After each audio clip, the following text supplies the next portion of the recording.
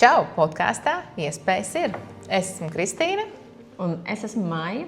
Un šis būs podkāsts, kur tu dzirdēsi sarunas ar Liepājas uzņēmējiem, kuras ierauga iespējas mūsu pilsētā. Jo dažkārt ir tā, ka šķiet, ka iespējas var atrast tikai lielās pilsētās, kur ir daudz cilvēku, kur ir daudz visa kā, bet patiesībā nē, iespējas var atrast jebkur. Un mēs vēlamies iepazīstināt ar to, ka arī uzņēmēju darbības var būt dažādas, uzņēmēji var būt dažādi, un visam vieta būt. Un caur sarunām varēsiet ar viņiem iepazīties. Tāpēc seko līdzi, klausies sarunas ar Liepājas uzņēmējām. Jā, tieši uzņēmējām gribam izcelt tieši sievietes. Kāpēc tieši sievietes? Jo mēs paši esam sievietes, un mēs zinām, cik tas ir izaicinoši apvienot visas lomas un īstenot savu sapni uzņēmēju darbībā. Būt drosmīgām, uzdrošināties un savas idejas, savas iespējas saskatīt un tās realizēt. Atbalstu ar savu līdzdalību un aktivitāti pie mūsu podkāstu ierakstiem un citiem ierakstiem, ko tu pamanīsi sociālos tīklos. Paldies! Tiekamies! Čau, čau! Esat sveicināti mūsu podkāstā Iespējas ir. Un šodien mums ir superīga viesa, kur ar sevi iepazīstinās. Tad sveiki, es esmu Terēze. Es esmu skropstu piedošanas meistare un skropstu materiālu zīmola Meraki radītāja, pasniedzēja un salona saimniece Liepājā. Super! Tā, Terēze, mēs esam tā kā klāt jau pie tiem pirmās daļas jautājumiem. Ātri, viegli atbildāmi, daudz nedomā, bet dod impulsā, kā tu vienkārši jūties. Pirmais jautājums, tu esi kafijas vai tējas cilvēks? No rīta kafijas, vakarā obligātējas. Okay. Pārgājienai mierīgs pastaigas? Abi. Tad viss ir tāds zelta vidusceļš. Okay. Darīt perfekti vai sākt nepilnīgi un uzlabot procesā? Sākt nepilnīgi, viennozīmīgi. Krati. Viena prasme, ko tu vēl nemāki, bet gribētu ļoti mācēt? Vairāk noticēt saviem spēkiem. Tad izteiciens vai frāze, ko tu bieži lieto? Ir tāda kaut kāda viena raksturojoša vai kas Es ticu, ka tas varētu būt, es nezinu, jo bērni uzdod ļoti daudz jautājumus. Liepāja ir iedvesma izaicinājums? Iedvesmu. Viena lieta, ko par tevi daudz nezinām? Tas nav ātri. 100 punkti. Vai kaut kas tev garšo, vai negaršo, vai varbūt kaut ko īpatnējs, saldarsāļu kopā ēd, vai kādu nodarbošanās? Vienīgā lieta, ko es neēdu, ko es esmu izdomājis, ir olīvas. Tu esi izdomājusi, ja? Ko es esmu atradusi, ko es neēdu. Ok, labi. Tad no kā tu baidies, bet reti par to runā? Vai vispār ir kaut kas tāds, no kā tu baidies? Ātrās atbildes. Ļoti ātri atbildes. Dara arī ātrās atbildes. Nesagatavot priekšā atbildēm, ja tas tev baida. Būt nesagatavotai, labi. Okay. Kādu īpašību tu cilvēkos vērtē visaugstāk? Uzticību. Un ja par tevi uzņemtu filmu, kāds būtu tās nosaukums? Terēze. Tev vajadzēja ātri. Okay. Labi, dar. Okay. Tagad mazliet tālāk pievēršamies tādiem dziļākiem jautājumiem. Došu vārdu Maijai. Terēze, pastāst, kā sākās šis tavs ceļš skropstu pieaudzēšanas pasaulē? Šis ceļš sākās pirms 19 gadiem. Man bija bez viena mēneša 16 gadi. Es biju pabeigusi 9. klasi. Mana māsica, kas tajā brīdī ar to nodarbojās Rīgā, kopā ar manu mammu. Paldies viņām, es esmu mežonīgi pateicīga joprojām. Izdomāju, ka šo profesiju ir vērts atnest arī uz Liepāju, jo tad tādas profesijas praktiski vēl neeksistēja. Super! Tātad, cik gadus tu esi profesijā? 19. Amazing! Vienkārši. Ok, un kurā brīdī tu saprati, ka tas nav tikai darbs, bet jau tāda uzņēmēja darbība?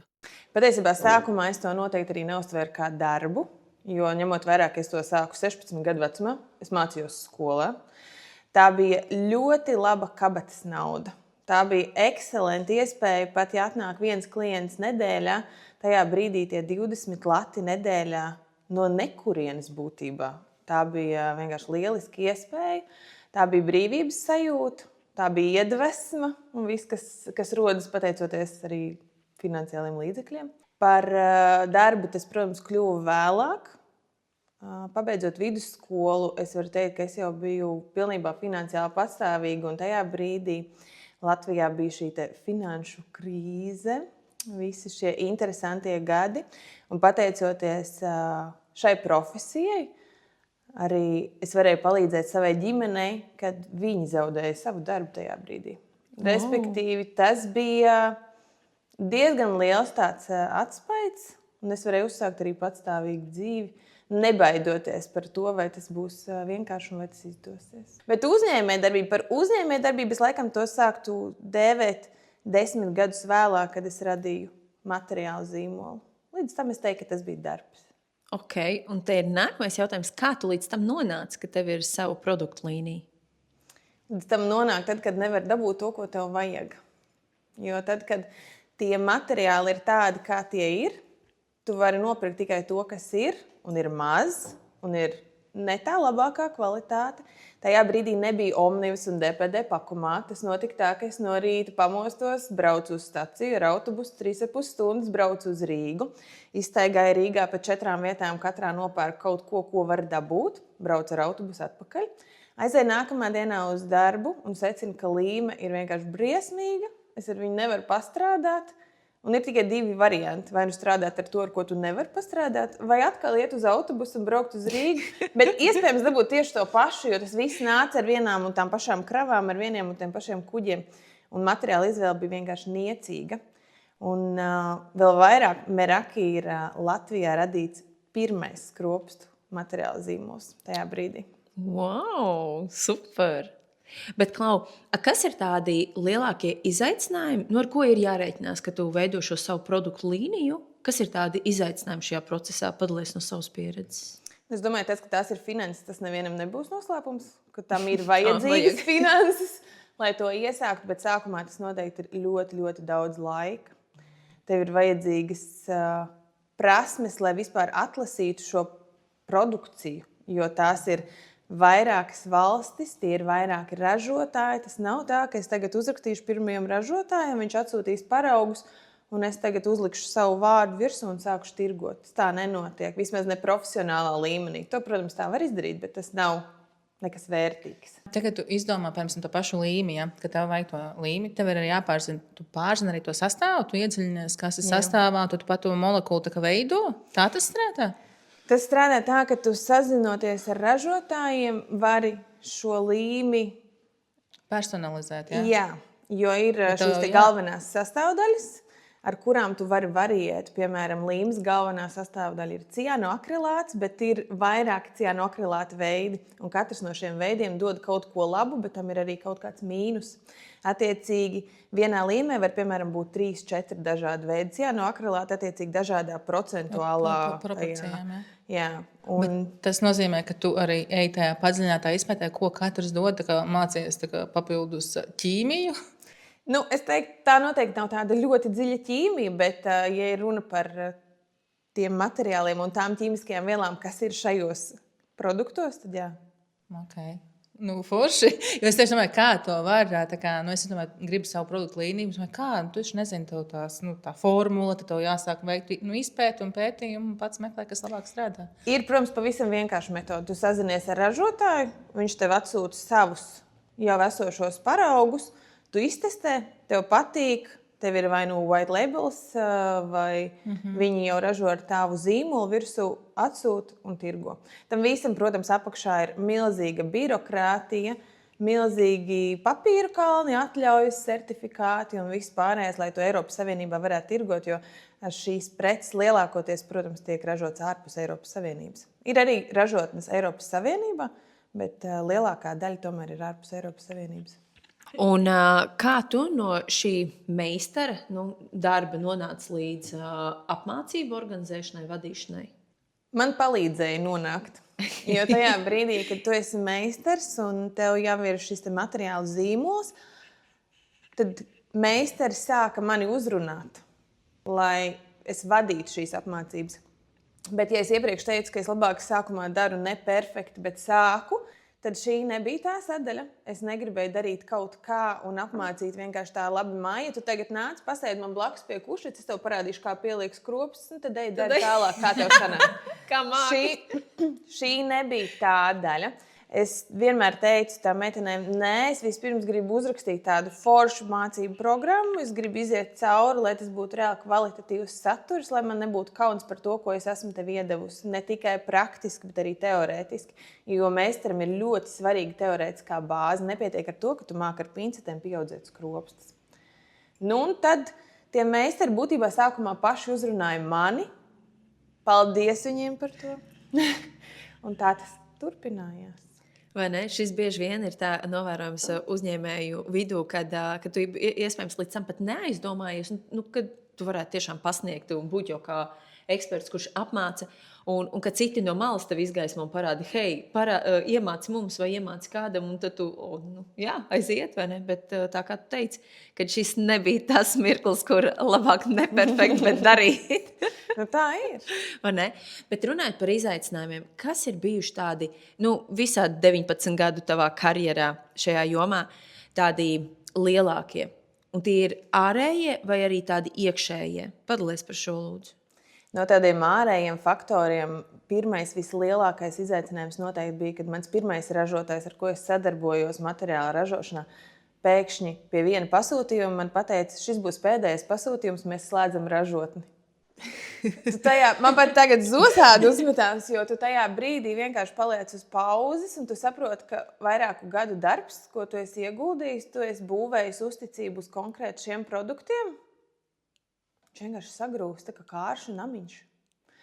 Un tu tagad nopērci to partiju ar produktiem, bet tu zini, ka nākamās vairs nebūs. Un tev būtībā ir tikai daži mēneši laika, lai atrastu citu ražotni un citus produktus. Un tas nav vienkārši, jo tev ir jātestē. Un tas nav tā, ka atnāk tā līme ir forša darbā, man ir jānotestē, kāda ir jūtība, kāda ir noturība, kā visiem citiem meistariem vēl strādājis. Tas ir ilgs laika periods. Tas bija ārējais tāds pirmais. Un kā tu to atrisināji? Kā tev veicās? Atradu. Es palielināju tajā brīdī tā pasūtījuma apjomu. Es viņu dubultoju, lai es sev dotu vairāk laika. Jo es vienmēr esmu sūtījusi materiālus tādā apjomā, ko es varu iztirgot ātrāk nekā derīguma termiņš pat vispār tuvojas, jo es gribu, lai šis materiāls ir svaigs. Tā tomēr ir, tāpat kā pārtiks precēm ir termiņš, tāpat arī šīm precēm ir termiņš. Bet tajā reizē bija all in, arī finansiāli all in, jo es reāli dubultoju to apjomu, lai vienkārši kaut kā izbrauktu. Un ja par kaut kādiem iekšējiem izaicinājumiem tāda arī ir? Kuram tādi nav? Mazums. Kuram no malas jau liekas, ka nē, tur taču viss vienkārši. No malas vispār visiem šķiet, ka tas ir easy game. Tu tikai sēdi pie datora un klikšķini. Pasūtījums un palec, jā. Un viss skaisti. Un vēl iefilmē Instagramā video. Jā, un tas vispār ir easy. Bet tādi iekšējie izaicinājumi noteikti. Tā tiešām ir tā ticības sev. Viņai ir jābūt. Es nevaru sūdzēties, ka viņa būtu maza. Es melotu, ja tā teiktu. Bet no ārpuses izskatās, ka viņa ir lielāka. Kā tu vari izmērīt? Tāpēc, ka es zinu, jo cilvēki man saka, bet tev taču nav problēmas ar pašvērtējumu. Jā, bet visam ir savas robežas.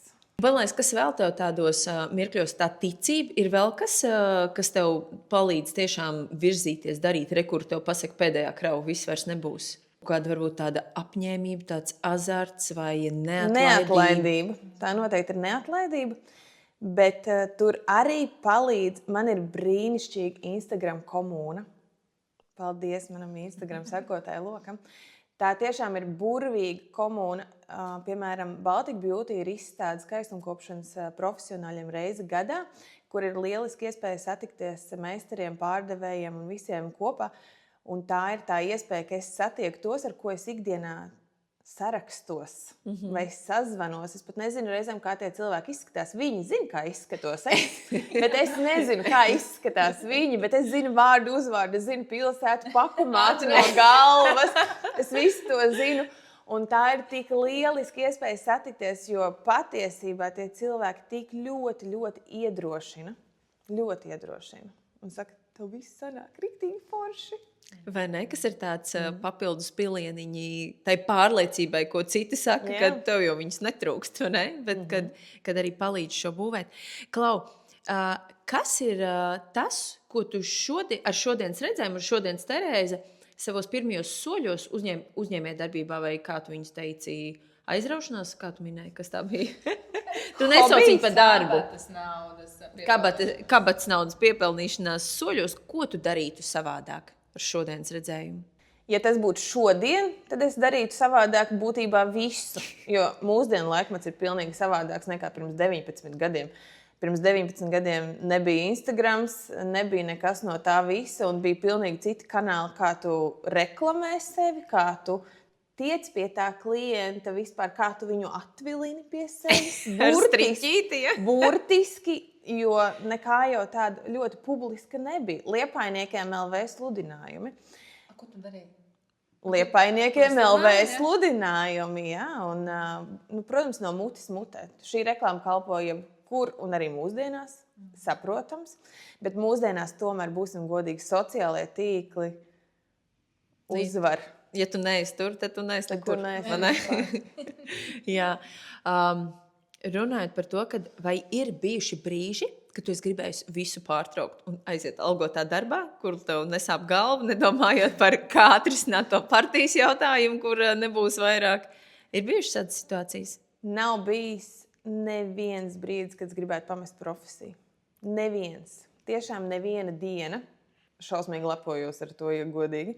Bet, ja tā daļai pa jokam, tad ir bijis brīdis, kad es domāju, es varētu aiziet uz kādu darba interviju, es varētu uzrakstīt kādu CV, nosūtīt kādam uzņēmumam ārpus augstskolas mājas darba vai ārpus izspēlētas šīs te darba intervijas. Tā kā sporta pēc, paskatīties, kā tas ir. Paskatīties, vai kāds vispār mani ņemtu darbā. Ko tu vari?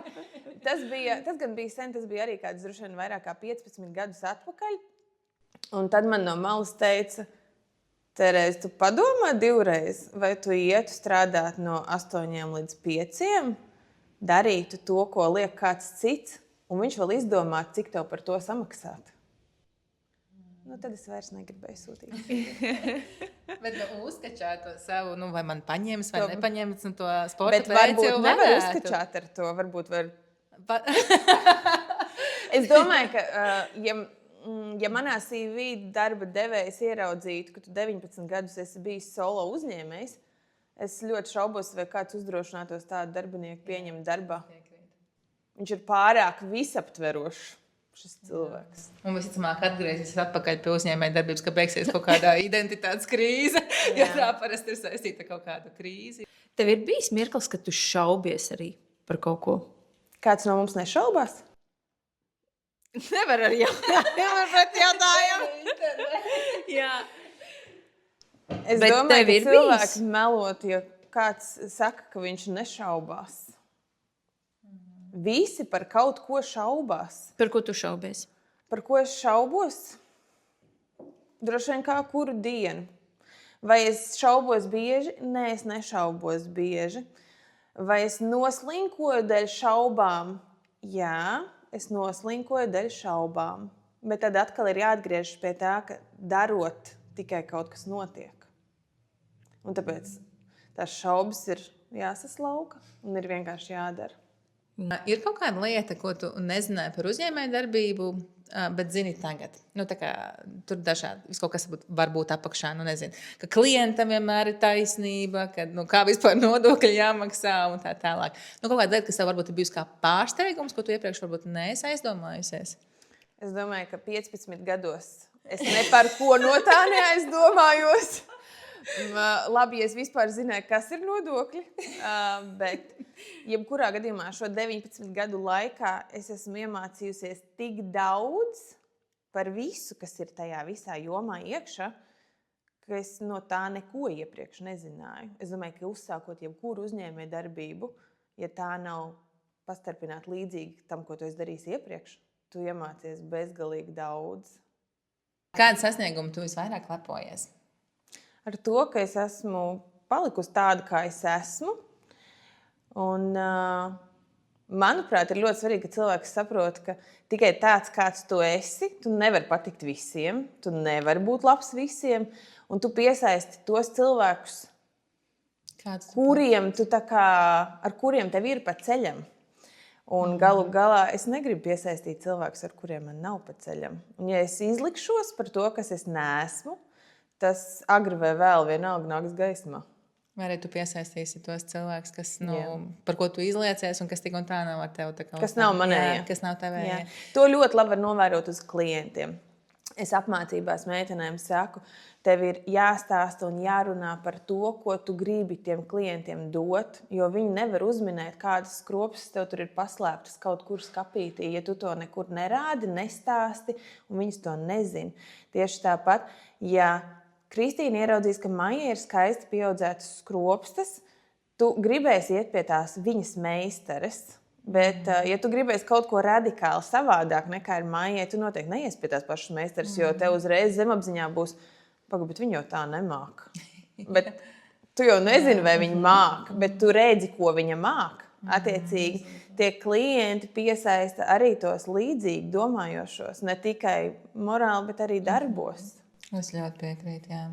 Tiešām ļoti piekrītu. Tā, un ņemot vērā to tavu pieredzi un, piemēram, lai iedrošinātu citus, ko tu pateiktu cilvēkam, kurš domā par to savu sirdslietu pārvēršanu uzņēmēju darbībā, bet baidās? Tā kā ar visu savu pieredzi, piedzīvoto, ko tu ieteiktu?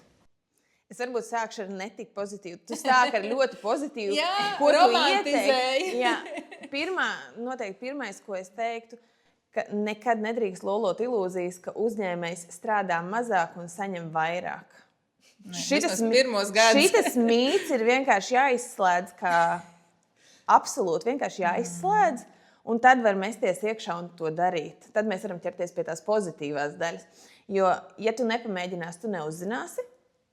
Un otrs ir tas, ka, ja tu meties iekšā tajā, kas tev patīk, ko tu mīli, ko tu gribi darīt, tu arī darba stundas vairs neskaiti. Un tajā brīdī jau paliek svarīgi sākt domāt par sevi, par savu emocionālo labsajūtu, par savu arī fizisko labsajūtu. Jo, ja tu jau tajā visā esi pārāk dziļi iekšā, kā mēs visi labi zinām, mūsdienās izdegšana ir top. Tā kā sākumā mazliet ir vērts pabaidīties, bet beigās neiegrim tajā pārāk dziļi. Es piekrītu, jo ļoti bieži, man liekas, arī tiek romantizēta tāda uzņēmēja darbība, ne? Dari, kas tev patīk, un tev nekad nebūs jāstrādā.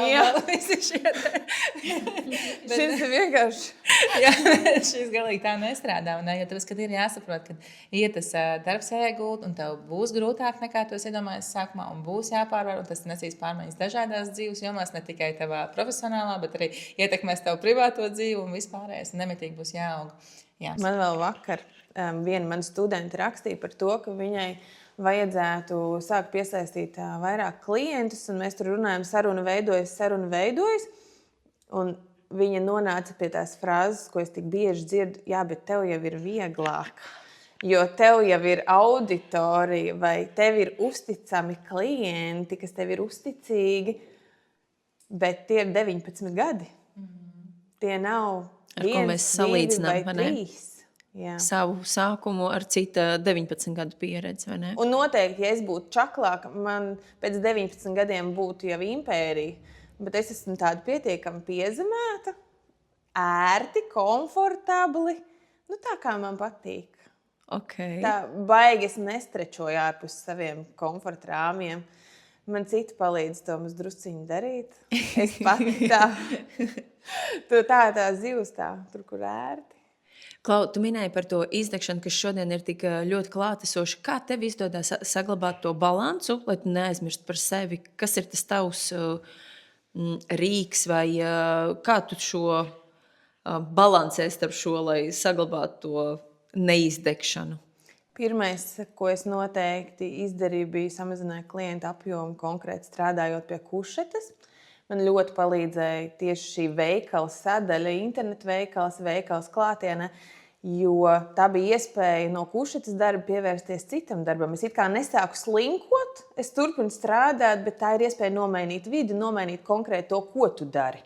Un tas ir ļoti, ļoti forši. Tas arī veselībai bija ļoti forši, jo sēdēt pie kušetes 12 stundas noteikti nav tas vieglākais, ne mugurai, ne sprandam, visam pārējiem. Bet pievērsties savai emocionālajai labsajūtai, tas ir viens. Diemžēl es nemeditēju, diemžēl es nepievēršos šādām lietām, lai gan visas iespējamās numeroloģiskās, astroloģiskās, grafoloģiskās kartes man saka, ka meditācija ir mans must have. Diemžēl es tā vēl nedomāju, bet varbūt reizē ar tām olīvēm atnāks kādreiz. Pēdējos gandrīz 2 gadus manā ikdienā ir ienācis pludmales tenis. Un tas ir ienācis tā pamatīgi un uz palikšanu un ar visu sirdi, dvēseli un mīlestību. Un tas nodrošina ne tikai fizisko labsajūtu, bet tas vēl vairāk patiesībā nodrošina emocionālo labsajūtu. Un cilvēki netic, ka es pirms tam ar sportu biju absolūti uz jūs, jo es vienkārši nebiju atradusi to vienu, kas patīk. Jā, pastaigas, jā, var iet papeldēt baseinā. Jā, ok, bet nekas tāds, kur tu gribētu iet ikdienā. Jā, es tagad tieši 3 reizes nedēļā uz trenažieru zāli. Tas nebija par mani vispār. Un tad šobrīd tas 3 reizes nedēļā? Šobrīd tās var būt dažādi, jo Liepājā pieejamība ziemas periodā ir tāda, kā tā ir. Ir viens smilšu laukums uz pilsētu, bet vasarā tās var būt arī 5 un vairāk reizes nedēļā. Nu, forši. Padalies varbūt ar kādu tādu savu nākamo, kas tev ir kāds sapnis vai mērķis, ko tu vēlies realizēt, vai tev, padalies. Tas noteikti nav sapnis, tas ir mērķis. Un šis mērķis ir atgriezties sociālajos tīklos. Un es šo mērķi esmu ievirzījusi, un es to daru, un es ļoti ar to lepojos. Jo tad, kad es uzsāku šo internetu veikalu, es biju tiešām ļoti aktīva sociālajos tīklos. Es ļoti veidoju to savu auditoriju, es ar viņiem miedarbojos, bija ļoti forši. Un tad šie skropstu materiālu zīmoli sāka rasties tā, tik, viens pēc otra. Visi, kam nav slinkums no sērijas. Un arī sociālos tīklos šis saturs bija tieši tāpat. Tik. Un tajā brīdī man bija tāds, es piezemējos, jo man liekas, viss jau ir pateikts. Tur jau viss ir, visi jau visu redz, visi jau visu zina. Absolūti muļķīga domāšana. Absolūti muļķīga domāšana.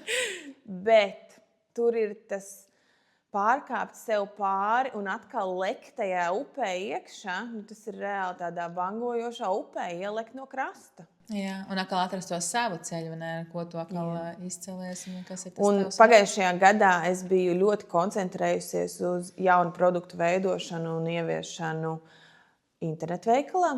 Attiecīgi šajā gadā es vēlos atgriezties vairāk pie apmācību formāta, ko es pagājušajā gadā ļoti, ļoti piebremzēju, ļoti samazināju apmācību apjomu, jo man likās, ka man vienkārši nav tās iekšējās kapacitātes, un man tas nekad nav bijis tīri biznesa, tīri par naudu, tikai atnāc, es tevi apmācīšu. Man vajag tikai tik, cik mana kapacitāte dod tādu reālu kvalitāti ārā.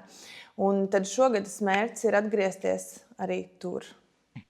Forši, lai tev izdodas. Mēs redzēsim, teikt, ja tev regulāri satura veidošana, jā, mēs te nočekosim. Jā, jūs tagad redzēsiet. Visi tagad varēs nočekot. Tagad visi redzēs. Okay. Un tad tāds pēdējais jautājums par Liepāju. Kas tavuprāt Liepājā ir jāizmanto kā priekšrocība? Laiks. Jā. Viennozīmīgi laiks, jo tas laiks, ko mēs ietaupām jau uz pārvietošanos, uz ceļu, tas, manuprāt, smadzenēs atbrīvo daudz brīvas vietas, daudz laika darīt kaut ko produktīvāk. Protams, mēs šo laiku varam arī mājās noskrolot divānā, bet jautājums, kā katrs šo laiku izmanto? Es piekrītu. šitā te pārvietošanās Liepājā, ka tu vari īsā laikā nokļūt principā visur pilsētā, un tu neesi sēdējis sastrēgumos, ir ļoti liels ieguvums. Jā. Liepājā tu gribi savākt 10,000 soļus. Tu staigā, tev liekas, ka tu ej uz rīņķi, tu paskaties, kā. Es tas pats aizēju uz pilsētas robežu, apakaļ man pat nav 10,000 Jā. Nu, tagad soļi, jā. Es traki lepojos, kad es aizēju uz darbu ar kājām un atnāku mājās ar kājām. Tas ir 40 minūtes katrā virzienā, tas nav maz. Jā. Es vakarā paskatos, nav pat tie 10,000. Nu, kur man vēl iet? Apkārt robežai. Mums ir tāda tradīcija, kad mēs bet būs tradīcija, veidojās tradīcija, kad katras reizes sarunas viesis uzdod izaicinājumu nākamam sarunu viesim. Un tu nezini, kuram. Tas, kas būs, tam tev šis izaicinājums jāuzdod. Un iepriekšējais savukārt tev ir sagatavojis izaicinājumu. Tavs izaicinājums ir sagatavots no Sabīnes, no Movement Studio. Tev ir mēneša laikā jāaiziet uz kādu nodarbību. Un nevis uz jebkuru, bet tā, kura tev liekas visnesaistošākā. Un jāpamēģina. Viņi piedāvā dažādu veidu sporta nodarbības. Tu zini, jā? Melot sev vai citiem par to, kurš šķiet nesaistošākais? Nemelot nevienam, kurš tev šķiet, kāpēc jāmelo. Tur ir tā kā, lai tu, jo tā doma ir, ka tev droši vien, ka viņš iepatiksies neatkarīgi no tā, ka tev sākumā šķiet, ka tas ir mazāk saistošs tev. Ja? Un tad tas aiziet mēnešu laikā. Kā jūties? Slikti. Jo tas nav pludmales tenis. Tas nav pludmales tenis. Es lieliski pieņemtu šo iespēju un aizietu uz kādu nodarbību bez tās piebildes par to, kas imponē vismazāk. Jā, bet tāds jo es zinu, ko dara Sabīne. Jā, un tas vispār absolūti nav par mani. Super, tad mēs gaidīsim. Tevi zumbā. Bet tur taču ir vēl daži. Tu palasi visai cauri. Tas ir tas vienīgais, jā? Es pameklēšu, kas vēl nav par mani. Jogas arī nav par mani. Varbūt, ka tur ir joga. Man liekas, jau ar savu reakciju, ja es sev nodevusi, tev vienkārši vairs nav iespējas. Tad gaidīsim, kad Terēze padalīsies, kā viņai būs gājis zumbā. Vai jogā. Zumbā. Tātad, un Terēze, kāds ir tavs izaicinājums mūsu nākamajam podkāstu viesim? Es nevienam nelikšu iet uz zumbu. Uz jogu arī ne. Mans izaicinājums būs ņemot vērā šī brīža lielo sociālo troksni mums apkārt, kas ir sociālie tīkli un viss. Tā, protams, ir mūsu ikdiena, tas, protams, ir mūsu darbs lielā mērā, lielākajai daļai no mums. Bet mans izaicinājums būs vienu dienu, es teiktu, burtiski izdzēst sociālo tīklu aplikācijas, jo, ja viņas neizdzēš, vienalga lec ārā notifikācijas. Izdzēst Facebook, Instagram, kas no kuram aktuāls TikToks, Threadi. Un tajā dienā izdarīt to savā biznesā, kas riktīgi besī. Tādi mazie darbiņi, tādas astītes, ko negribas. Un es uzreiz varu pateikt, es šo izaicinājumu arī izpildīšu pati. Jo man ir šī astīte, kur es nevaru saņemties. Un katru reizi, kā es domāju, tagad varētu piesēsties un uztaisīt inventarizāciju veikalam. Instagrams. Man jāpastrādā. Jā. Super, tātad tev priekš sevis ir 2 izaicinājumi. Joga un inventarizācija. Ok, super. Un tu esi sagatavojis arī uzdevumu mūsu skatītājiem? Es varu drīzāk piedāvāt kādu dāvanu. Ja kāds no skatītājiem ir izlēmis, ka varbūt arī ne 15 vai 16 gadu vecumā, varbūt arī 36 vai 56 gadu vecumā, tu jūti to vilkli, ka šī profesijas kropsta meistars var būt kaut kas par tevi, tad kādam no skatītājiem Viņam jāieraksta komentārā, ko viņš paņēma no šīs sarunas priekš sevis. Jāatstāj komentārs. Tad es varētu, piemēram, iedot 50 eiro atlaidi bāzes kursam skropstu pieaudzēšanai. Varbūt, ka kādam tas ir tāds nepiepildītais sapnītis, kuram nevar saņemties un Varbūt tas kādam ir tas izaicinājums.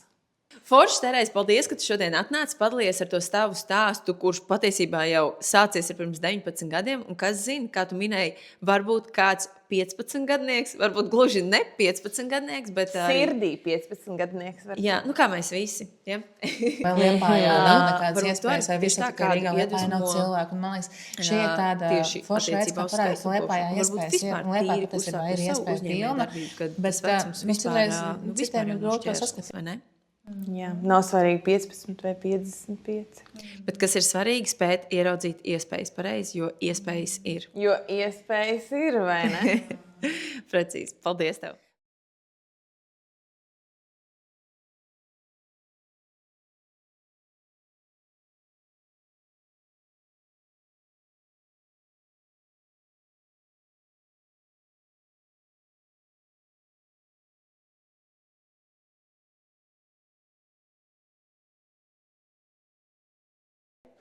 Bet es gribēju pajautāt, kā jūs vispār, kā jūs tikāt līdz tam brīdim izdomāt Šo? arī šo? Ko Un vēl? uzaicināt, ko uzaicināt? Redzi? Nu, redzi, te ir tas stāsts, kad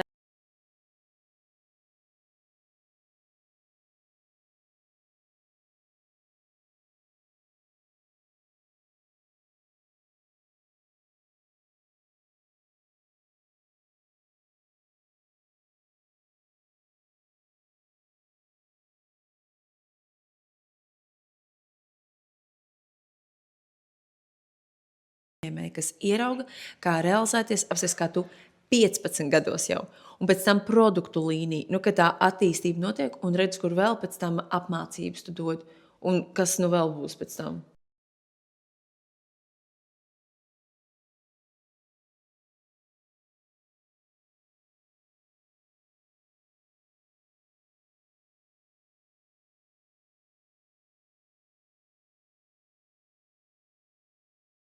Tad To caur šiem, ieraudzīt. jā, tad caur šiem stāstiem, jo atkal tāpat kā tu minēji, vai ne? Citi jau saka, tev jau ir vieglāk, tev jau ir tas, un vēl kaut kas, un tev ir viegli, vai ne? Bet nu, tas sākums nav nevienam viegls. Nu, tā kaut kā. Un no malas tas ir tik viegli. No malas tas izskatās viegli. Tev ir jā. tik brīvi runāt kameras priekšā. Taču tas Jā. vispār nesagādā problēmas. Iziet Nospiest laivā. laivu pogu. Jā, nu mans nesagādā problēmas. Tagad. Vai tas nozīmē, ka es nekad nepārfilmēju savus video? Nē. Vai tas nozīmē, ka es krietni retāk pārfilmēju? Jā. Viennozīmīgi arī dēļ slinkuma un laika ekonomijas. Jā. Bet, un arī dēļ tā, ka tu zini, ka tu vari nebūt perfekts. Jā, Jo man liekas, tā ir tā lielākā vērtība vispār tagad. Nu, tā kā parādīt, ka tu arī, nu, tā kā nevis tu arī, bet vienkārši, ka darīt neperfekti ir vislabākais, man liekas, kā var darīt. Nē, nu, protams, perfekti būtu vēl labāk. Uzlabot procesā, bet negaidīt, neatlikt to lēmumu tad, kad man būs vēl tas, tā kā man būs vēl šitais, un tā kā es vispār jau būšu ar 25 gadu pieredzi, tad es varēšu sākt darīt. Nu, tā kā vienkārši spērt tos soļus. Un tas arī, man liekas, bija tas mūsu iemesls, kāpēc mēs šo sākām. Lai parādītu, mazinātu to ilūziju, ka visi ir nenormāli drosmīgi to darīt, ka visi ir nenormālīgi pārzina pilnīgi visu to, ko viņi dara, un to, ka Liepājā, nu, kad nav iespējas kaut ko darīt. Nu, tā kā, lai šito mazinātu un tā kā aicinātu cilvēkus uzdrīkstēties kaut ko darīt vairāk. Lielisks nosaukums, vai ne? Jā. Jā. Jā. Mēs varam pakopēt. Tā nē, tā. Jā. Tālāk. Nu, forši.